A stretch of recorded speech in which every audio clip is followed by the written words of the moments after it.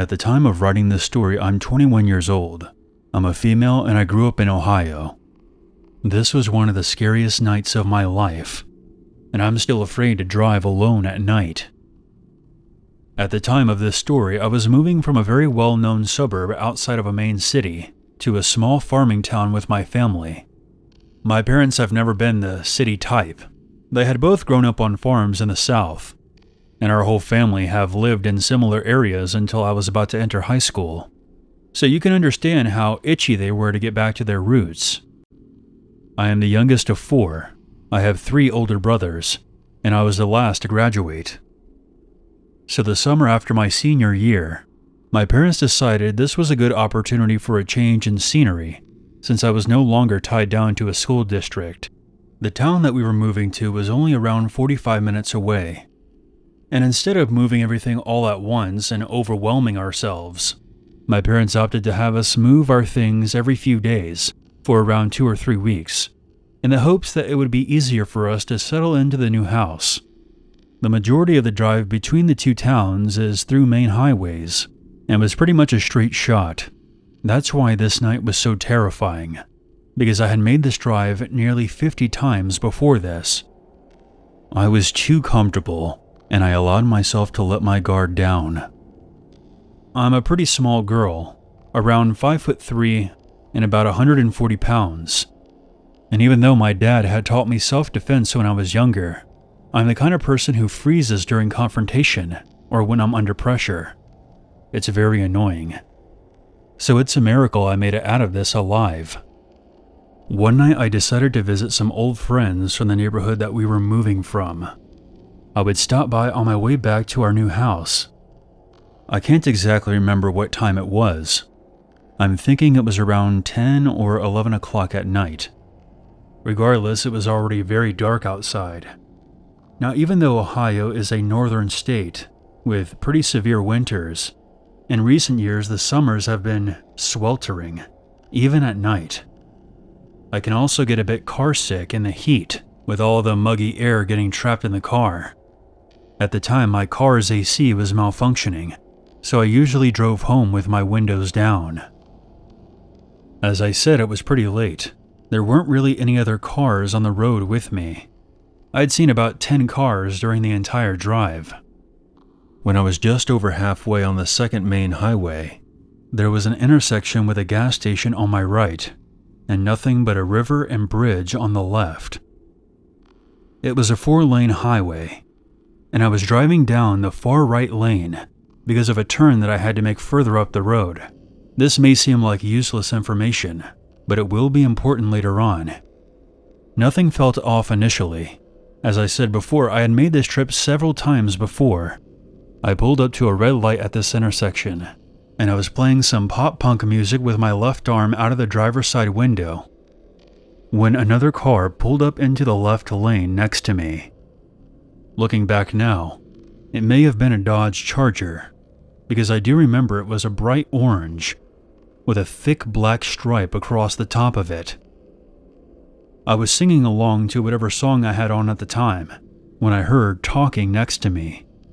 It wasn't so much that I heard them talking specifically about me or anything, but they were being quite loud, and I have ADHD, so the extra noise made me turn my head.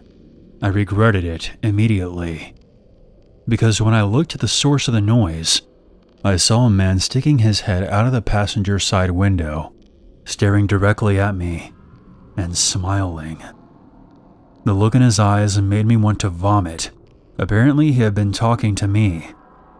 I turned back quickly, knowing that if I kept eye contact any longer, he might think that I would be interested in chatting. I then heard the sound of a hand hitting a car door. Obviously, one of the men were trying to get my attention. In the middle of all this, the front passenger started to whistle. You know, that signature cat call whistle that a lot of girls get just walking down the street. I started getting angry because I wasn't a f***ing dog, but I kept my gaze forward, praying for the light to change so I could get away from these creeps. Now I know this sounds ridiculous that we were still sitting at this red light, but this particular traffic light had those really old and light sensors. the ones that you have to back up and pull forward just to set off again. I didn't give these men any indication that I wanted to talk to them, but apparently this gave them more incentive to continue trying to get me to look at them. The front passenger and two other voices piped up. "Hey baby, you want a ride? Why don't you hop in? We'll show you a good time tonight. Meet us at the gas station. We're not going to hurt you. Hey, why don't you talk to us? We just want to get to know you." I had heard enough, so I rolled up my window and locked the doors of my car. Well, this apparently pissed off the front passenger, because before the window was up, I heard him shout, before swinging his car door open. Before I knew it, he had gotten out of his car and walked over to the passenger door behind me, trying to pull on it.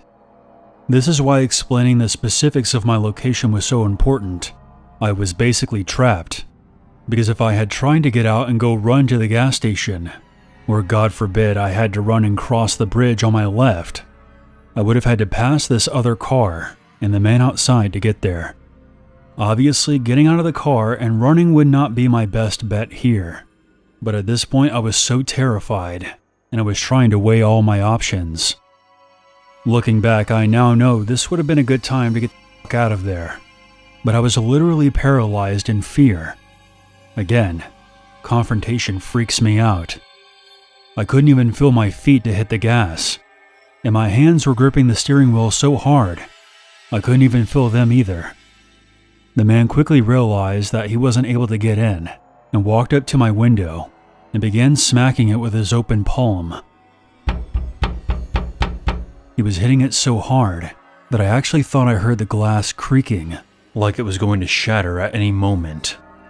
When I still would not look over at him, he stopped hitting the glass just long enough to spit all over the window. I have no idea what gave me strength. Perhaps it was the fact that there was a chance he would have broken the glass and forced his way inside. But right as he lifted his arm again, and what looked like him about to drive his elbow into my window,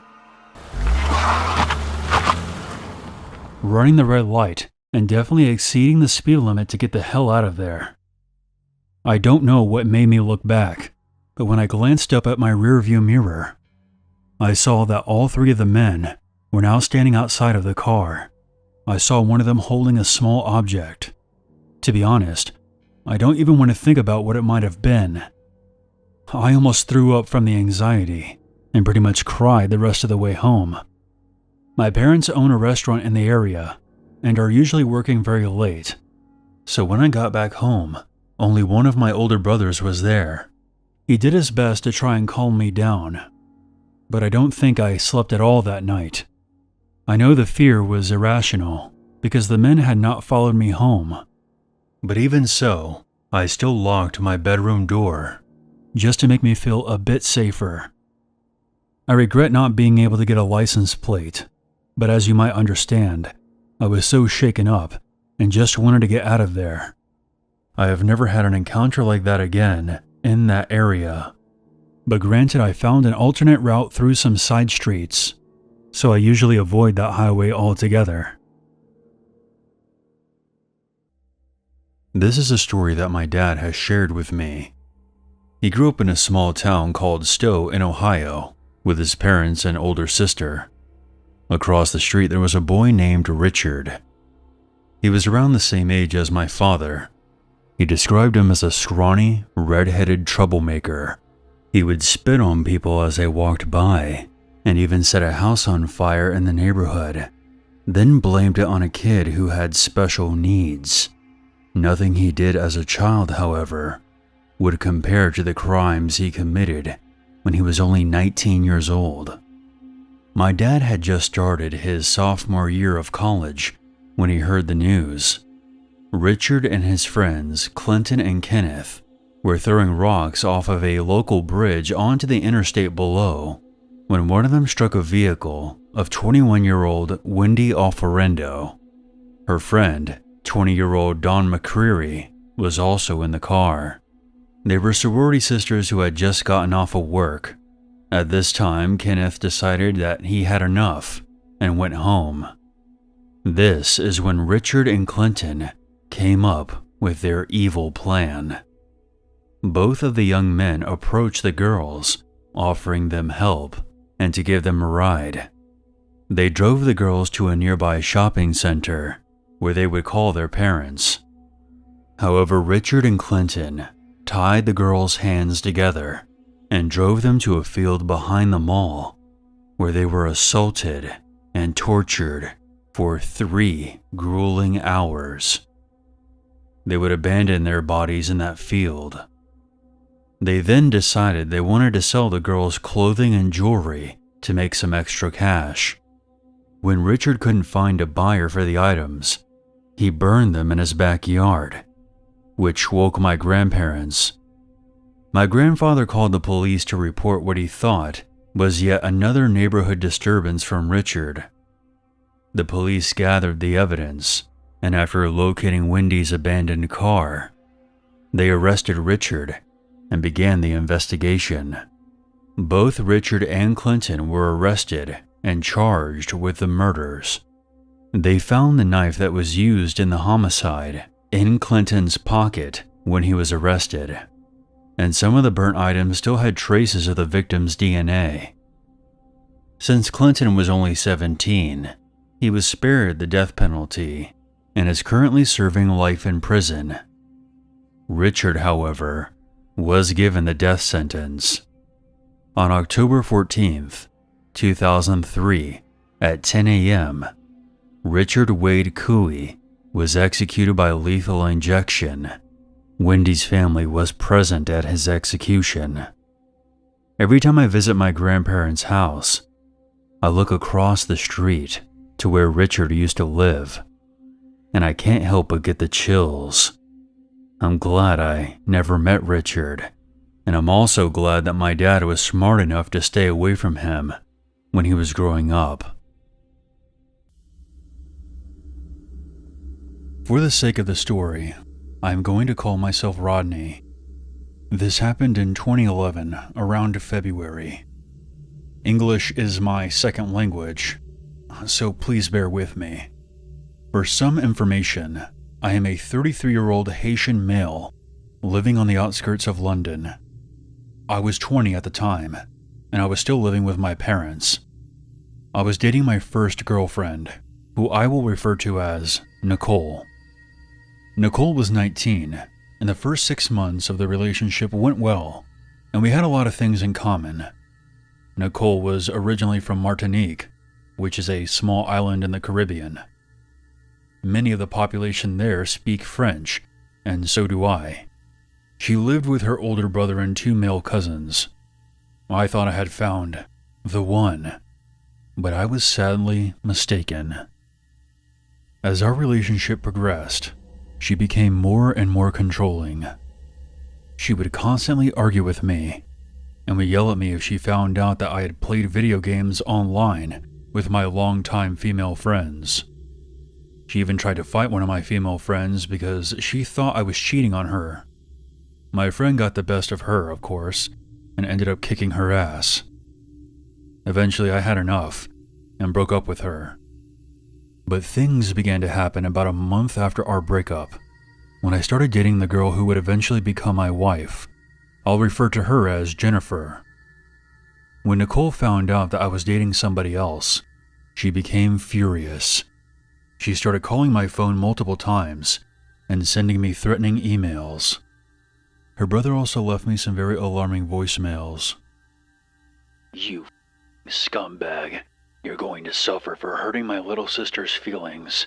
I know where you live, and I'm coming for you." Jennifer was concerned, but I didn't think anything would happen. But again, I was sadly mistaken.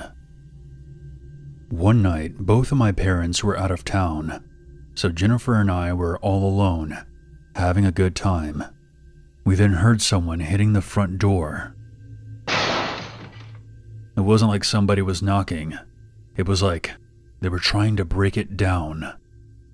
"I told you that I would come for you, didn't I? I'm gonna kill you and that little bitch you're with. You should have never hurt my sister, and now you're going to pay." I recognized the man's voice right away. It was Nicole's older brother. We ran upstairs to my bedroom, and we soon heard the maniac downstairs bust open the front door and began to make his way inside. But we also heard other people running into the house, followed by a commotion. We locked ourselves in the bedroom and called the police. They showed up not even a minute later. It turns out that the other people who ran into the house were our next-door neighbors. They saw what was going on and decided to intervene. The police found a huge kitchen knife in his backpack. Both my ex-girlfriend and her older brother were arrested for attempted manslaughter. Now I know what you might be thinking. Attempted manslaughter? The man planned on murdering both of us. But remember, this is the UK. The justice system here is a complete joke. However, Nicole and her deranged brother were deported back to Martinique. But there's just one problem with this. Martinique is a French territory, so they can easily travel back to France, then sneak back into London from there. Jennifer and I have moved on with our lives and are now married. I just hope that Nicole and her psycho brother don't try to hunt us down again. I am a 27-year-old male. I spent about a year in San Francisco as part of a job. Although I enjoy living in the Bay Area very much, the extremely high cost of living there and the distance from friends and family was too difficult for long-term stability. As such, I was eager to return to my home state of Louisiana. I ended up finding a job near my hometown that was a much better fit for me and was closer to my family. After resigning from my position, I quickly packed my belongings into my car and began the 2,000-mile journey back home. Given that I had very long workdays, I had no time to explore the beautiful state of California while I was living there. Therefore, I decided to fully enjoy myself and visit some nice places along the way. I met up with friends in SoCal and visited the beaches in Los Angeles and San Diego. After a few days, I resumed my journey. I stopped at a rest area in Arizona to refill my gas tank and grab some lunch. While walking back from the restroom, I noticed a beat-up old van in the parking lot. It was white and had red and blue streaks. I saw a man sitting in the driver's seat, smoking a cigarette. He looked like the kind of person that panhandles outside of a gas station. As I walked by, the man smiled and waved at me. I immediately felt a deep discomfort in my chest that spread to my gut. I gave him a quick nod and carried on, then promptly got into my car and drove off. I stopped at a hotel in Tucson for the night. After checking in, I went back to my car to retrieve some things. I immediately noticed a beat-up van in the parking lot in front of the hotel. It looked just like the van from the rest area.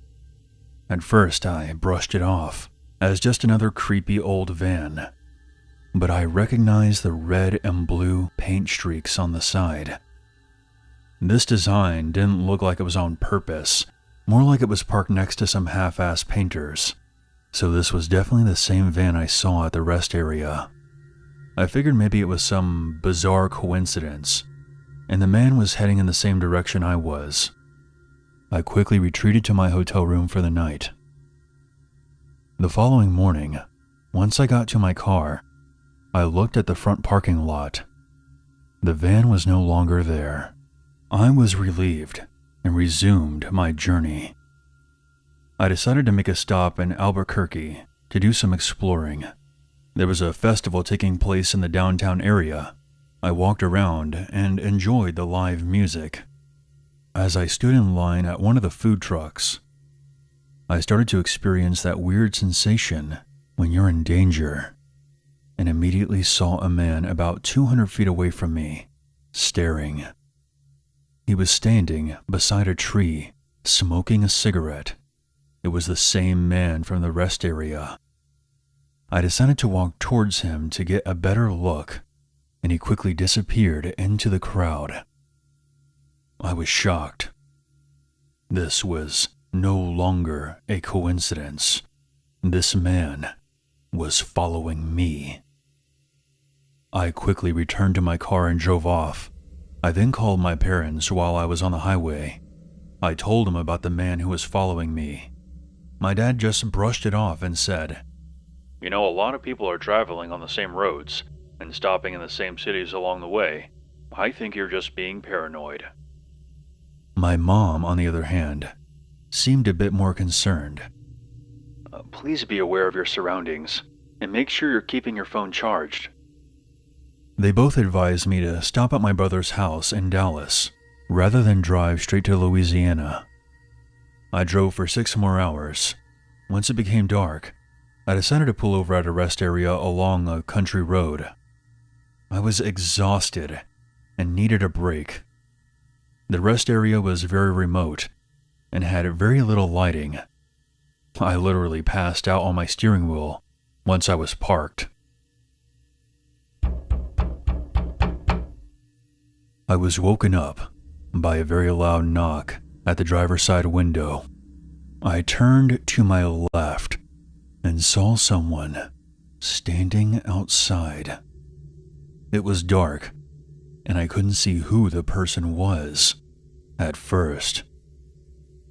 I turned on the dome lights, and I immediately recognized the person.